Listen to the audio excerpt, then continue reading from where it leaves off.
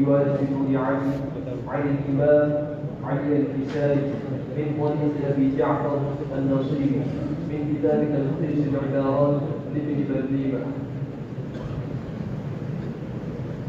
أعوذ بالله من الشيطان الرجيم.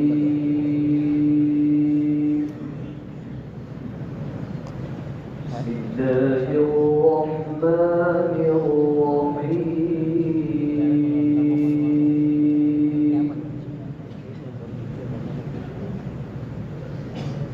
ولقد كرمنا بني آدم وحملناهم في البر والبحر ورزقناهم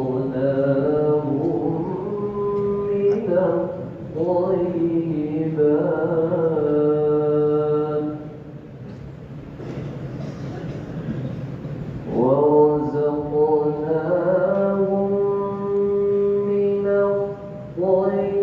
الطيبات وفضلناهم على كثير ممن خلقنا تفضيلا.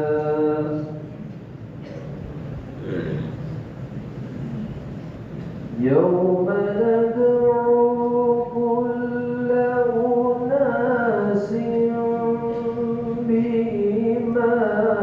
بإمامهم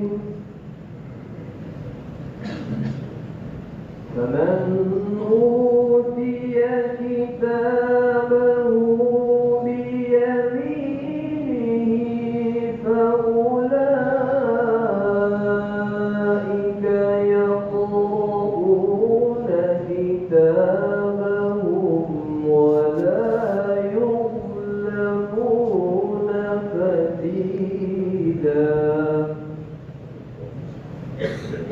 يوم ندعو كل أناس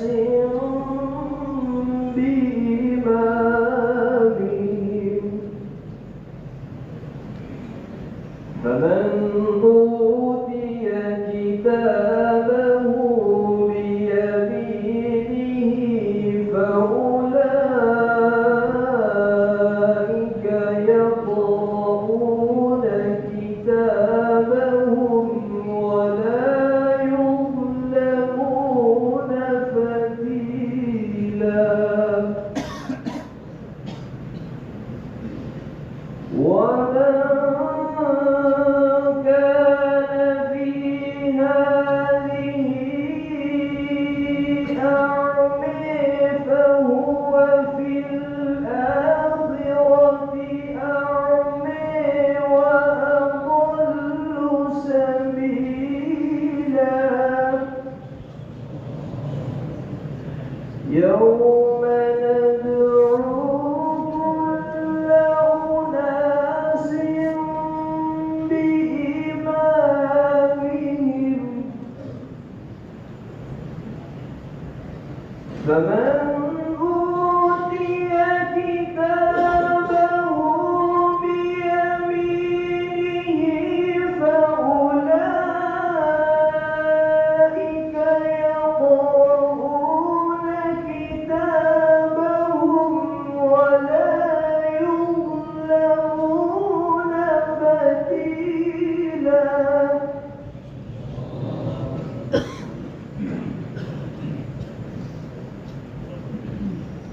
ومن كان في هذه أعمى فهو في الآخرة أعمى وأضل سبيلا.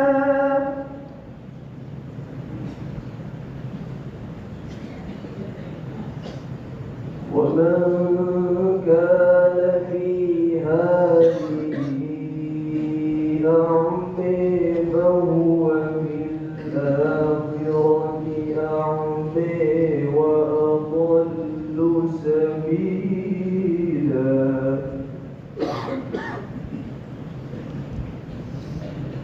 وإن كادوا ليفتنونك عن الذي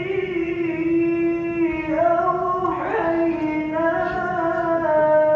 إليك لتفتري علينا غيره وإذا لاتخذوك خليلا وإذا لاتخذوك خليلا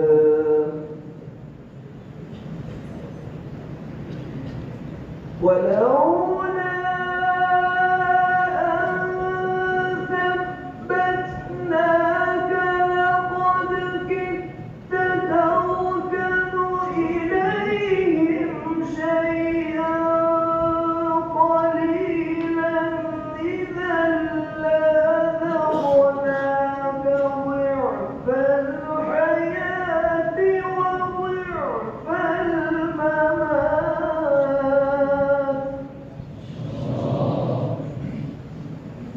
إذا لأذقناك ضعف الحياة وضعف الممات ثم لا تجد لك علينا نصيرا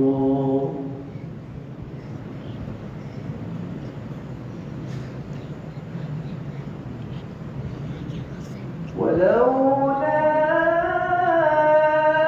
أن ثبتناك لقد كدت تركن إليهم شيئا قليلا إذا لأذقناك ضعف الحياة وضعف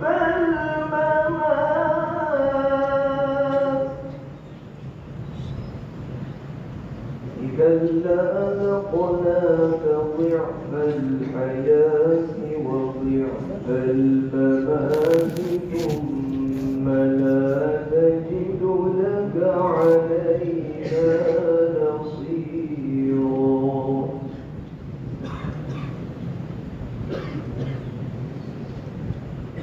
وإن كادوا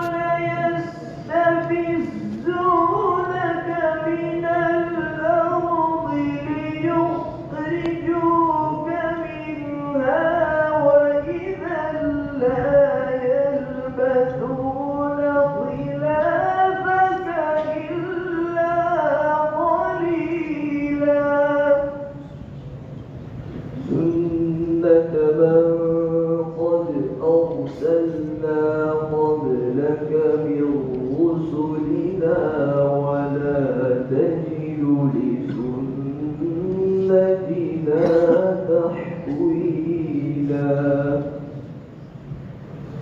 أقم الصلاة لدلوك الشمس إلى غسق الليل وقرآن الفجر إن قرآن الفجر كان مشهودا صدق الله العظيم.